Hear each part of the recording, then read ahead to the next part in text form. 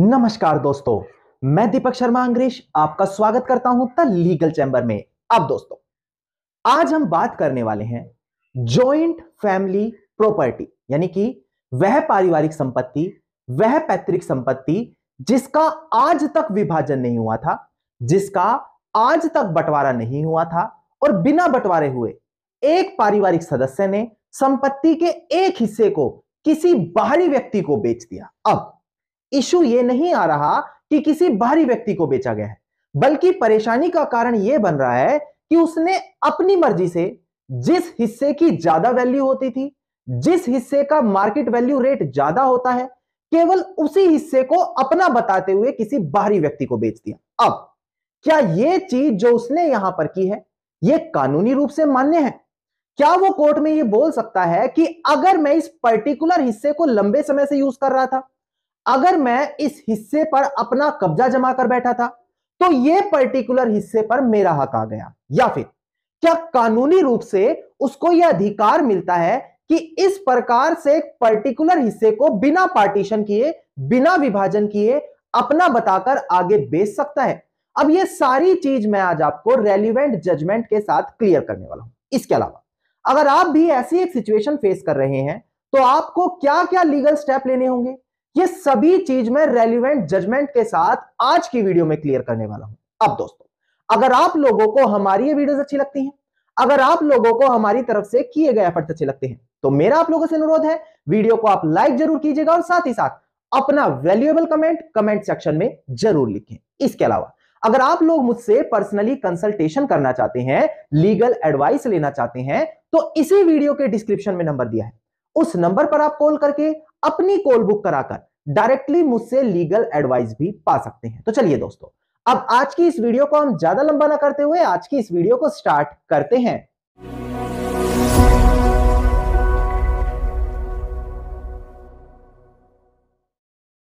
अब दोस्तों, सबसे पहले वीडियो की स्टार्टिंग में एक बेहद बड़ी महत्वपूर्ण जानकारी आप सभी लोगों के साथ डिस्कस कर लीजिए। देखिए, अगर आप लोग मेरे साथ लाइव कनेक्ट होना चाहते हैं, जहां पर मैं सुप्रीम कोर्ट और हाई कोर्ट की कुछ बड़ी जजमेंट डायरेक्टली आप लोगों के साथ डिस्कस करता हूं, जहां पर आप लाइव मेरे साथ कनेक्ट हो सकते हैं, उन जजमेंट से संबंधित आपका कोई भी क्वेश्चन है तो आप कमेंट सेक्शन में लिख सकते हैं, जहां पर मैं लाइव आप लोगों को जवाब देता हूं। अब अगर आप मेरे साथ लाइव कनेक्ट होना चाहते हैं तो इसी वीडियो के डिस्क्रिप्शन में आपको दिखाई देगा आई एम लाइव नाउ, उसके सामने आपको वीडियो का लिंक दिखाई देगा। वहां पर आपको ठीक रात 9 बजे मेरे साथ लाइव कनेक्ट हो जाना है, जहां पर मैं लाइव आऊंगा और आप लोगों की समस्या का समाधान करूंगा। अब दोस्तों, हम बढ़ते हैं अपनी आज की इस वीडियो की ओर। देखिए, सबसे पहले आपको जानना होगा जॉइंट फैमिली प्रॉपर्टी या एंसेस्ट्रल प्रॉपर्टी, या फिर वो प्रॉपर्टी जिसके अंदर सभी लोगों का बराबर हिस्सा है, जैसे कि हिंदू अनडिवाइडेड प्रॉपर्टी। अब ऐसी कंडीशन में क्या होता है दोस्तों, यहां पर यह माना जाता है कि सभी पारिवारिक सदस्यों का संपत्ति में बराबर अधिकार बनता है। अब यह बात मैं नहीं बोल रहा, बल्कि इसी चीज से संबंधित एक बेहद बड़ी जजमेंट थी, जहां पर यह सभी पॉइंट डिस्कस किए थे। सबसे पहले डिस्प्ले पर दिखाकर आपको जजमेंट बता दूं, उसके बाद मैं आपको बताऊंगा कि जॉइंट फैमिली प्रॉपर्टी में सभी हिस्सेदारों को किस नजर से देखा जाता है। एक बार आप डिस्प्ले पर ध्यान दीजिएगा दोस्तों। जजमेंट का नाम था Satpal Kaur and another versus Joginder Singh and others, 6 अगस्त साल 2018 की honourable Punjab Chandigarh high court की जजमेंट है। नाउ यहां पर आपको कंसेप्ट बताया गया है कि अगर एक जॉइंट फैमिली प्रॉपर्टी है, एंसेस्ट्रल प्रॉपर्टी है, हिंदू अनडिवाइडेड फैमिली प्रॉपर्टी है, यानी कि वह संपत्ति जिसका अभी भी बंटवारा नहीं हुआ और सभी लोग वहां पर उसको यूज कर रहे हैं, या फिर सभी लोगों का हक बनता है।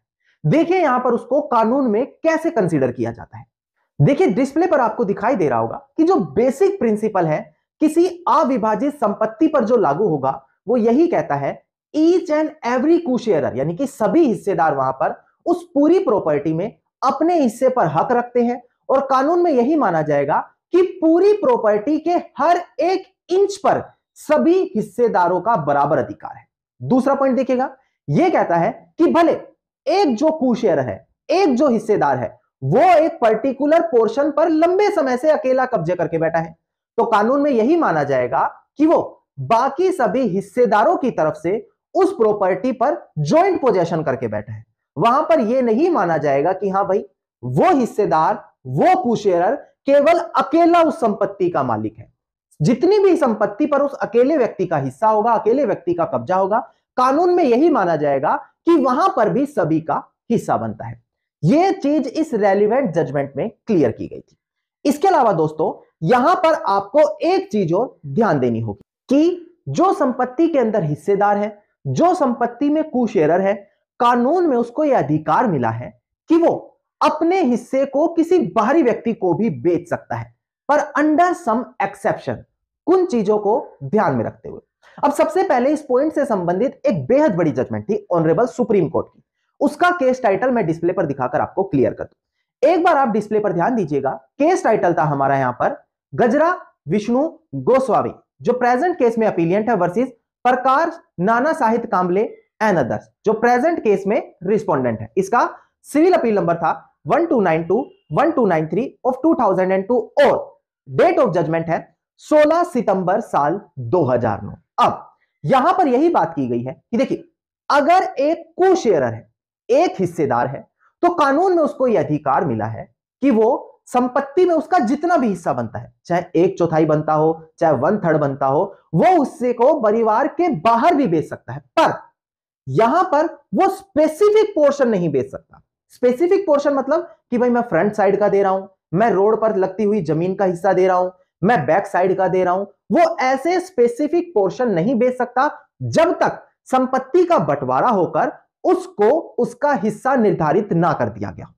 अगर वो किसी को स्पेसिफिक पोर्शन बेच रहा है, जैसे कि फ्रंट का, बैक का, या फिर जो रोड जमीन से साथ लगता हुआ है, रोड से साथ लगती हुई जमीन है वो हिस्सा, तो ऐसी कंडीशन में उस सेल को वॉइड माना जाएगा, उसको अवैध माना जाएगा। इसके अलावा कई बार यह देखा जाता है कि एक हिस्सेदार एक लिमिटेड हिस्से तक का ही मालिक था, उसने उस हिस्से से ज्यादा जमीन को बेच दिया, तो कानूनी रूप से उसको भी अवैध माना गया है। अगर एक हिस्सेदार अपने हिस्से से ज्यादा हिस्सा किसी व्यक्ति को बेच रहा है, तो वो वहां पर फ्रॉड प्रैक्टिस कर रहा है, और कानून में जो वो संपत्ति बेची जा रही है उसको वॉइड माना जाएगा, उसको अवैध माना जाएगा। ये सभी चीजें जो थी जॉइंट फैमिली प्रॉपर्टी की, ये इस ऑनरेबल सुप्रीम कोर्ट की जजमेंट और इससे पहले जो मैंने पंजाब चंडीगढ़ हाई कोर्ट की जजमेंट डिस्कस की थी, वहां पर निर्धारित की गई थी।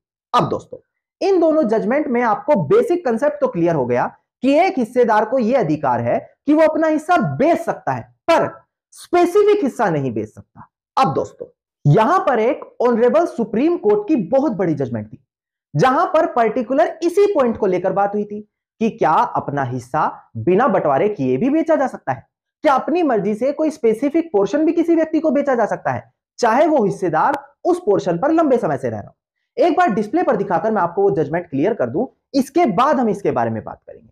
ध्यान दीजिएगा दोस्तों, डिस्प्ले पर केस टाइटल था हमारा यहां पर Ramdas versus Sitabai and others. इसका साइटेशन नंबर है SC 0910 2009। यहां पर यही हेल्ड किया था कि इस चीज को लेकर कोई भी विवाद नहीं बनता कि एक अविभाजित हिस्सा भी बेचा जा सकता है। देखिए लिखा हुआ है an undivided share of co-share में be subject matter of sale, कि उसे भी बेचा जा सकता है, but possession can not be handed over, कि जो कब्जा है, वो जो खरीदार है उस पर आकर कब्जा नहीं ले सकता। कब तक? जब तक उस प्रॉपर्टी को मीट्स एंड बाउंड की तरह, यानी कि प्रॉपर लीगल तरीके से बंटवारा नहीं कर सकता। यानी कि अगर एक खरीदार है वो एक अनडिवाइडेड प्रॉपर्टी को खरीद रहा है, तो ऐसी कंडीशन में पहले पार्टीशन करना होगा, चाहे वो पार्टीशन वो लोग म्यूचुअल सेटलमेंट से करें, चाहे कोर्ट में पार्टीशन सूट डालकर डिक्री लेकर करें, तभी वहां पर वो भारी व्यक्ति आकर संपत्ति पर अपना कब्जा पा सकता है।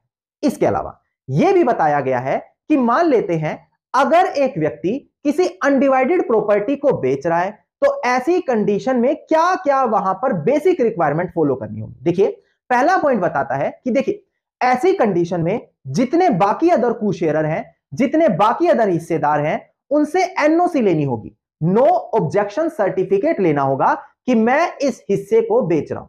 अगर यहां पर NOC नहीं है तो वहां पर क्या करना होगा? प्रॉपर्टी का डिवीजन यानी कि बंटवारा करना होगा, या फैमिली सेटलमेंट के थ्रू करना होगा, जहां पर सभी को-ओनर की सहमति होनी चाहिए।